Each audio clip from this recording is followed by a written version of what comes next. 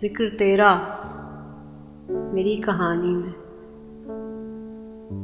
चांद का अक्स जैसे पानी में।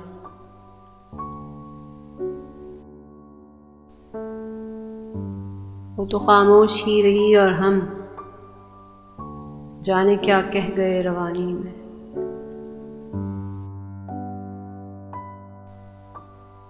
अपनी आंखें गंवाई हैं हमने अपने ख्वाबों की पासबानी में। एक मुद्दत का साथ छूट गया एक छोटी सी बदगुमानी में।